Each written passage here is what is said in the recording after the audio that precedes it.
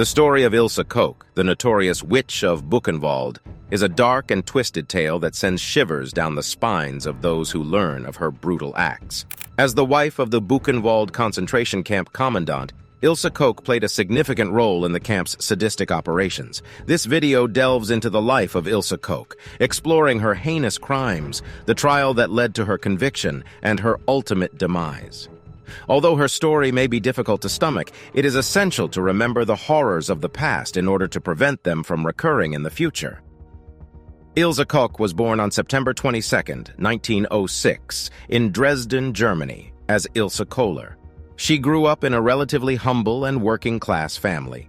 Little is known about her early life and upbringing, but it is believed that she did not exhibit any significant signs of deviant behavior in her youth. After completing her basic education, Ilse worked as a bookkeeper and eventually joined the Nazi Party in 1932. In 1936, Ilse married Karl Otto Koch, a high-ranking SS officer who later became the commandant of the Buchenwald concentration camp. This marriage marked the beginning of her involvement in the atrocities committed within the camp. It was during her time at Buchenwald that Ilse's sadistic and perverted tendencies began to surface. The Buchenwald concentration camp, established in 1937, was one of the largest and most infamous concentration camps in Nazi Germany. It was initially built to incarcerate political prisoners, but later expanded to include Jews, Romani people, and other undesirables according to the Nazi regime. Throughout its operation, the camp was known for its brutal treatment of prisoners, with thousands dying from torture, medical experiments, and forced labor. As the wife of the camp commandant, Ilse Koch held significant power and authority within Buchenwald. She often participated in the abuse and torture of the prisoners, exhibiting a morbid fascination with their suffering. Her brutal behavior earned her nicknames such as the Witch of Buchenwald and the Beast of Buchenwald. Despite her cruel and sadistic tendencies, she was also known for her beauty, which only added to her chilling mystique. Ilse's husband, Karl Otto Koch, was eventually arrested and executed by the SS in 1945 for corruption and other crimes. However, Ilse was not directly implicated in her husband's offenses at the time. As the tide of World War II turned against the Nazis, Ilse fled Buchenwald with her children before the camp was liberated by the Allies in April 1945. She was later captured by American troops and imprisoned, awaiting trial for her crimes. Ilse's trial took place in 1947, where she faced charges for her heinous acts at Buchenwald. She was ultimately convicted and sentenced to life in prison. However, her sentence was later reduced to 4 years on appeal. Upon her release, Ilse was rearrested by West German authorities and retried in 1951. This time, she was convicted once again and sentenced to life imprisonment. While serving her sentence, Ilse's notoriety grew as she became a symbol of the horrors perpetrated by the Nazis during the Holocaust. She was often discussed in the media, and her name became synonymous with evil and sadism. However, her life would soon come to an abrupt and violent end. In 1967, Ilse Koch was found dead in her prison cell, having hanged herself with bedsheets. Her brutal death was a fitting end for a woman who had caused so much pain and suffering to countless innocent victims. Despite her demise, the memory of her heinous acts and the impact of her crimes continue to serve as a stark reminder of the capacity for cruelty within the human soul. Buchenwald concentration camp, located near Weimar, Germany, was one of the largest and most notorious concentration camps established by the Nazis. In operation from 1937 to 1945, it was a place of unspeakable suffering and death. Over its 8-year existence, an estimated 56,000 to 60,000 people perished within its walls, victims of the brutal conditions, forced labor, torture, medical experiments, and mass executions. Initially, Buchenwald was designed to hold political prisoners, particularly those who opposed the Nazi regime. However, its scope expanded over time, and the camp became a place where Jews, Romani people, Soviet prisoners of war, Jehovah's Witnesses, homosexuals, and others deemed undesirable by the Nazis were systematically imprisoned, abused, and killed. The camp was also a site of forced labor, where prisoners were made to work in inhumane conditions, often to the point of death. Buchenwald was divided into multiple subcamps, each with its own administration and purpose. Some were used for slave labor, while others were used for medical experiments or as sites for mass killings. Regardless of their designated function, all subcamps were characterized by the same barbaric treatment of their inmates. The daily life of prisoners in Buchenwald was marked by terror, deprivation, and suffering. Upon arrival at the camp, they were subjected to a brutal selection process, where those deemed unfit for labor were either killed immediately or sent to extermination camps. Those who survived this initial culling were then subjected to grueling forced labor, working up to 12 hours a day under the watchful eyes of the SS guards and their vicious dogs. Malnutrition was rampant in Buchenwald, with prisoners receiving meager rations that were insufficient to sustain them. Starvation, coupled with the back-breaking labor, led to the rapid deterioration of the prisoners' health, resulting in widespread illness and disease. The camp's medical facilities were woefully inadequate, and those who fell ill were often left to suffer or die. Torture was a common occurrence in Buchenwald, with prisoners regularly subjected to brutal beatings, whippings, and other forms of physical abuse at the hands of the SS guards. Some prisoners were used as subjects for sadistic medical experiments, including those conducted by the notorious SS doctor Karl Vernet, who performed gruesome surgeries on homosexual prisoners in an attempt to cure them. Other experiments included infecting prisoners with various diseases to study their effects, subjecting them to high altitude or freezing conditions, and testing the limits of human endurance. Executions in Buchenwald were carried out through various means, including hanging, shooting, and lethal injection. One particularly horrifying method of execution was the use of a mobile gas chamber, disguised as a shower room, which was used to asphyxiate prisoners en masse with poisonous gas. Mass graves and crematoria were used to dispose of the countless bodies of those who succumbed to the camp's brutal conditions or were murdered outright. Despite the pervasive atmosphere of despair and suffering in Buchenwald, there were also acts of resistance and defiance by the prisoners.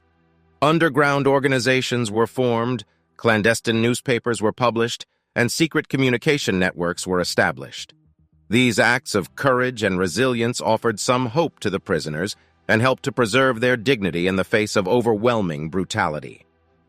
As the Allies began to close in on Germany in the final months of World War II, the SS attempted to cover up their crimes by evacuating the remaining prisoners from Buchenwald. This led to the infamous death marches, where thousands of prisoners were forced to walk long distances with little food, water, or rest. Many succumbed to exhaustion, illness, or were killed by the guards along the way. Those who survived the death marches faced further challenges as they were transferred to other concentration camps with even more deplorable conditions. On April 11, 1945, Buchenwald was liberated by the U.S. Army, and the world would soon come face to face with the horrors that had unfolded within its walls. The emaciated and traumatized survivors bore witness to the atrocities committed at the camp, and their testimonies would later become essential evidence during the subsequent war crime trials. In the years that followed, Buchenwald served as a potent symbol of the Holocaust and the unspeakable cruelty that had been perpetrated by the Nazis. The camp's remaining structures were preserved as a memorial and museum, ensuring that the memory of the victims would not be forgotten. Today, the site continues to educate visitors about the horrors of the Holocaust, while also serving as a stark reminder of the depths of human depravity and the importance of remaining vigilant against the forces of hatred and intolerance. The story of Buchenwald and its victims, like the story of Ilse Koch, must never be forgotten, so that the lessons of history can continue to inform and guide future generations. Ilse Koch's notoriety as the Witch of Buchenwald was not without cause. As the wife of the camp commandant, she wielded significant power and used it to inflict suffering upon the prisoners. Her particular brand of cruelty was marked by perversion and sadism, traits that would come to define her legacy as one of the most reviled figures of the Holocaust. One of Ilse's most infamous acts was her obsession with human skin, particularly that of prisoners who had distinctive tattoos or markings. She was known to have ordered the execution of such prisoners, only to have their skin removed and preserved. It is alleged that she used these human skin samples to create a variety of items, including lampshades, gloves, and book covers. While some historians have debated the veracity of these claims, there's no denying that Ilse's fascination with human skin was a perverse and chilling aspect of her character. Ilse also had a penchant for sadistic forms of punishment, often involving whippings, beatings, and other physical abuse. She was known to personally carry out these punishments or to order others to do so on her behalf. Prisoners who found themselves at the receiving end of Ilse's wrath were often left with severe injuries, both physical and psychological. The atmosphere of terror that she fostered at Buchenwald was palpable, and her presence alone was enough to instill fear in the hearts of the prisoners. Aside from her own personal acts of cruelty, Ilse was also instrumental in the establishment and maintenance of the brutal conditions within Buchenwald. As the wife of the commandant, she had significant influence over the administration of the camp and the treatment of its prisoners. She was known to have encouraged and supported her husband's policies of torture, forced labor, and extermination, thus contributing to the overall climate of brutality and suffering that prevailed at the camp. Ilse's sadism was not limited to her interactions with the prisoners. Her personal life was also marked by a series of affairs and liaisons with SS officers and other camp personnel. It is believed that she used her beauty and sexual allure to manipulate and control those around her, further consolidating her power and influence within the camp. Her callous disregard for the sanctity of marriage and her willingness to exploit others for her own gain only added to her infamy. One of the most striking aspects of Ilse Koch's cruelty was the apparent pleasure that she derived from the suffering of others. It is said that she would often watch the brutal punishments and executions of prisoners with a gleeful fascination, a testament to the depths of her depravity. This enjoyment of others' pain set her apart from other perpetrators of the Holocaust, who often justified their actions as a matter of duty or necessity. In Ilse's case, it seemed that her sadism was driven by a twisted sense of personal satisfaction. The extent of Ilse Koch's cruelty and sadism was brought to light during her trial, where survivors of Buchenwald testified to her brutal acts and her role in the camp's atrocities. The evidence presented against her painted a harrowing picture of a woman who not only participated in the horrors of the Holocaust, but relished in them. It was this disturbing aspect of her character that made her stand out among the countless other war criminals who would face justice in the years following World War II. The story of Ilse Koch is a stark reminder of the capacity for evil that can exist within the human heart. Her perverse cruelty and sadism continue to shock and horrify those who learn of her actions, even decades after her death.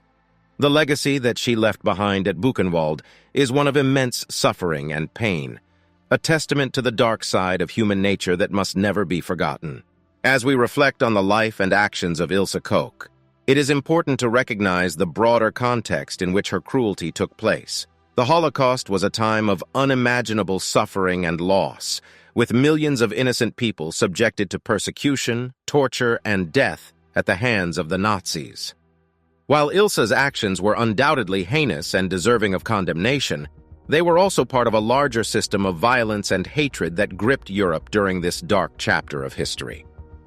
By examining the depths of Ilse Koch's sadism and the horrors she inflicted upon the prisoners of Buchenwald, we gain a deeper understanding of the human capacity for cruelty and the importance of remaining vigilant against the forces of hatred and intolerance. It is only by remembering the past and acknowledging the actions of individuals like Ilse Koch that we can hope to prevent such atrocities from occurring again. In the end, the story of Ilse Koch serves as a grim reminder of the dangers of unchecked power and the potential for evil that lies within us all. Her brutal legacy stands as a testament to the need for constant vigilance and a commitment to the principles of justice, compassion, and empathy. The perverted cruelty of Ilse Koch must never be forgotten, and her story should serve as a warning to future generations about the horrors that can arise when hatred and sadism are allowed to fester and grow. The Buchenwald trial, which took place between April and August of 1947, was a series of military tribunals conducted by the U.S. Army in the immediate aftermath of World War II. These trials aimed to bring justice to the perpetrators of the atrocities committed at the Buchenwald concentration camp, including Ilse Koch, who had become infamous for her sadistic and cruel behavior. The proceedings, held in Dachau, Germany, attracted international attention and highlighted the need for accountability in the wake of the Holocaust. Ilse Koch was among the 31 defendants charged with war crimes and crimes against humanity during the Buchenwald trial. She faced a litany of accusations, including the torture and abuse of prisoners, the collection of human skin, and the incitement of other camp personnel to commit atrocities. The trial provided a platform for survivors of Buchenwald to testify about the horrors they had experienced at the hands of Ilse and her fellow defendants. The testimonies of the survivors painted a chilling picture of Ilse Koch's cruelty and sadism. Former prisoners recounted instances of brutal beatings, whippings, and other forms of torture carried out by Ilse herself or under her direct orders. They spoke of her fascination with human skin and her alleged collection of macabre souvenirs made from the bodies of the victims. These testimonies offered a harrowing glimpse into the depravity of Ilse Koch and the suffering endured by the prisoners at Buchenwald. Throughout the trial, Ilse maintained her innocence and claimed that she had no knowledge of the crimes committed at Buchenwald. She attempted to distance herself from the actions of her husband, Karl Otto Koch, and other camp personnel, arguing that she was merely a housewife with no involvement in the administration of the camp.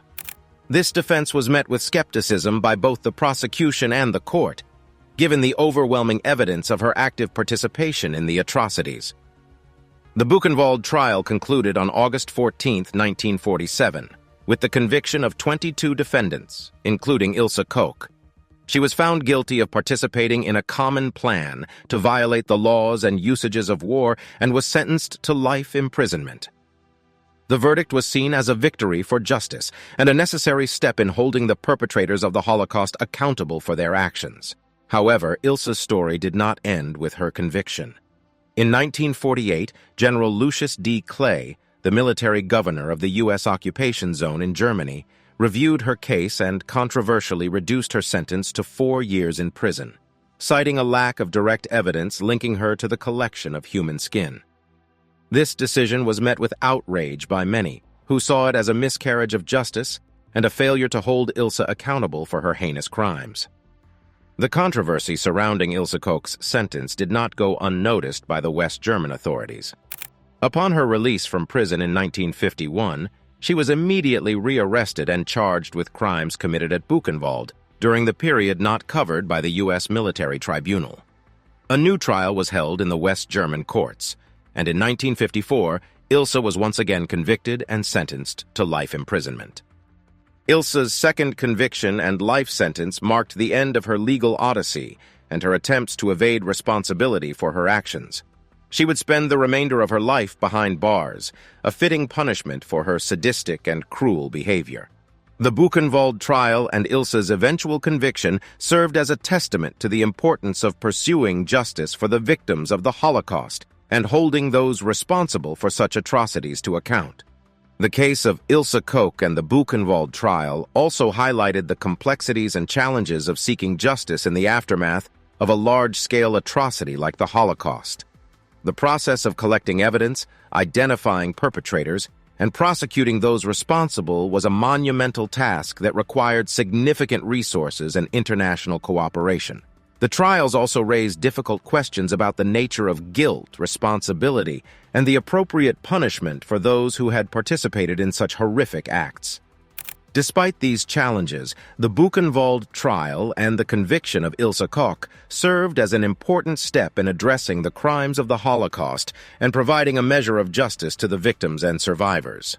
The trial underscored the need to hold individuals accountable for their actions, regardless of their rank or position within a broader system of oppression. Moreover, the trial's proceedings and verdicts contributed to the development of international law and the establishment of legal precedents for prosecuting war crimes and crimes against humanity. The lessons learned from the Buchenwald trial and other post-war tribunals would later inform the creation of the International Criminal Court and the adoption of the Genocide Convention, which aimed to prevent and punish acts of genocide and other crimes against humanity. In the end, the Buchenwald trial and the conviction of Ilse Koch represent a significant moment in the pursuit of justice following the Holocaust. While no punishment could ever fully atone for the immense suffering and loss caused by individuals like Ilse, the trial's outcome demonstrated the importance of confronting the horrors of the past and working to ensure that such atrocities are never repeated. The legacy of the trial and Ilse Koch's conviction serves as a reminder of the need for vigilance, accountability, and the pursuit of justice in the face of hatred and cruelty. Of a large-scale atrocity like the Holocaust, the process of collecting evidence, identifying perpetrators, and prosecuting those responsible was a monumental task that required significant resources and international cooperation. The trials also raised difficult questions about the nature of guilt, responsibility, and the appropriate punishment for those who had participated in such horrific acts. Despite these challenges, the Buchenwald trial and the conviction of Ilse Koch served as an important step in addressing the crimes of the Holocaust and providing a measure of justice to the victims and survivors. The trial underscored the need to hold individuals accountable for their actions, regardless of their rank or position within a broader system of oppression. Moreover, the trial's proceedings and verdicts contributed to the development of international law and the establishment of legal precedents for prosecuting war crimes and crimes against humanity. The lessons learned from the Buchenwald trial and other post-war tribunals would later inform the creation of the International Criminal Court and the adoption of the Genocide Convention, which aimed to prevent and punish acts of genocide and other crimes against humanity. In the end, the Buchenwald trial and the conviction of Ilse Koch represent a significant moment in the pursuit of justice following the Holocaust. While no punishment could ever fully atone for the immense suffering and loss caused by individuals like Ilse, the trial's outcome demonstrated the importance of confronting the horrors of the past and working to ensure that such atrocities are never repeated. The legacy of the trial and Ilse Koch's conviction serves as a reminder of the need for vigilance, accountability, and the pursuit of justice in the face of hatred and cruelty. Ilse Koch's imprisonment, following her conviction and sentencing, was fraught with controversy and debate. Her case became a focal point for discussions about justice and punishment in the aftermath of the Holocaust, as well as a symbol of the challenges faced by the international community in coming to terms with the atrocities committed during the war. After Ilse's initial conviction by the U.S. military tribunal and subsequent sentence reduction by General Lucius D. Clay, many felt that justice had not been served. The public was outraged by the leniency shown to someone who had been directly involved in the brutalities of Buchenwald, and they questioned whether the legal system was adequately addressing the crimes of the Holocaust. This anger was further exacerbated by the fact that Ilse was released after serving just 4 years of her commuted sentence. The West German authorities shared this sense of dissatisfaction with Ilse's punishment, and their decision to rearrest her immediately upon her release was seen as an effort to rectify the perceived miscarriage of justice. The subsequent trial and conviction in the West German courts was viewed as a more fitting punishment for her crimes, with Ilse ultimately being sentenced to life imprisonment. However, the controversy surrounding Ilse's imprisonment did not end with her second conviction. Throughout her time in prison, she maintained her innocence and continued to garner attention from both the media and the public. She became a figure of both fascination and revulsion, with many struggling to comprehend the motives behind her sadistic actions and the enjoyment she seemingly derived from the suffering of others. Some commentators and observers questioned whether life imprisonment was a just punishment for Ilse Koch, given the scale of her crimes and the immense suffering she had caused. They argued that her continued existence behind bars served as a reminder of the horrors of the Holocaust and the inability of the legal system to fully address the magnitude of the atrocities committed. Others, however, saw her imprisonment as an important symbol of accountability and the need to hold individuals responsible for their actions, regardless of the passage of time. While Ilse Koch remained in prison, debates about the appropriateness of her sentence and the broader issue of justice for the victims of the Holocaust continued. These discussions touched upon the challenges faced by the international community in grappling with the legacy of the Holocaust, including the difficulty of prosecuting and punishing those responsible for such widespread and systematic crimes. The controversy surrounding Ilse's imprisonment highlighted the complexities of achieving justice in the wake of the Holocaust and the ongoing struggle to ensure that the lessons of history are not forgotten. Ilse Koch's time in prison came to an end in 1967 when she died by suicide. Her death marked the conclusion of a life marked by cruelty, sadism, and infamy. It also served as a reminder of the importance of addressing the past and ensuring that the memory of the Holocaust and the atrocities committed at Buchenwald and other concentration camps are not lost to history. The controversial imprisonment of Ilse Koch remains a significant chapter in the broader story of the Holocaust and the pursuit of justice in its aftermath. Her case serves as a cautionary tale about the dangers of unchecked power and the capacity for evil that can exist within individuals. It also underscores the need for vigilance, empathy, and the ongoing pursuit of justice in the face of hatred and cruelty. The lessons learned from Ilse Koch's life and imprisonment must continue to inform and guide future generations as they confront the challenges of their own times. Ilse Koch's life came to a tragic and brutal end in 1967 while serving her life sentence in prison. The circumstances surrounding her death remain a subject of speculation and debate, as some view her demise as the inevitable consequence of a life marked by cruelty and sadism, while others see it as an unfortunate outcome of a deeply flawed individual whose actions were beyond comprehension. In the years leading up to her death, Ilse's mental and physical health had begun to deteriorate. Prison authorities noted her increasing isolation and withdrawal from her fellow inmates, as well as a decline in her overall well-being. Her situation was further exacerbated by the intense scrutiny and notoriety that continued to surround her, even decades after the end of the war. As a result, Ilse found herself facing both the physical and psychological effects of her incarceration, as well as the weight of her past actions and the revulsion of the public. On September 1st, 1967, Ilse Koch's life came to a brutal and tragic end when she died by suicide in her cell at Koch Women's Prison. Her body was discovered hanging from a noose fashioned from a bedsheet, a stark reminder of the tormented existence she had led during her final years. The news of her death was met with a mixture of relief, sorrow, and fascination, as many struggled to reconcile their feelings about her legacy with the reality of her demise. Ilse's death represented the final chapter in a life that had been marked by unimaginable cruelty and sadism. It was a fitting, if tragic, conclusion for a woman who had caused so much pain and suffering during her time at Buchenwald. In the eyes of many, her suicide represented a form of poetic justice, an act of retribution for the countless lives she had destroyed. For others, however, her death served as a reminder of the profound impact that individuals like Ilse can have on the world, and the need to remain vigilant against the forces of hatred and cruelty that continue to exist.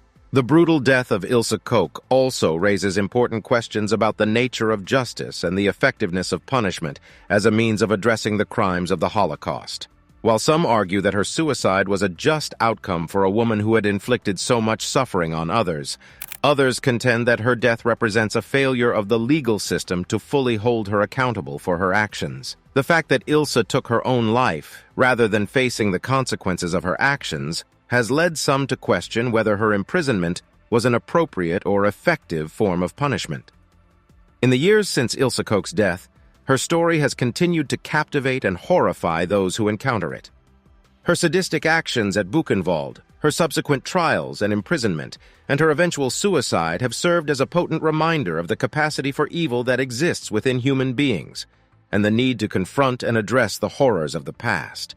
As we reflect on the brutal death of Ilse Koch, it is essential that we not lose sight of the broader context in which her actions took place. The Holocaust was an unprecedented act of cruelty and barbarism, perpetrated by countless individuals who, like Ilse, inflicted unimaginable suffering on innocent people. It is crucial that we remember the lessons of the Holocaust and remain vigilant against the forces of hatred, intolerance, and cruelty that continue to persist in the world today. Furthermore, Ilse's death serves as a reminder of the complexities and challenges involved in seeking justice for the victims of the Holocaust and other large-scale atrocities.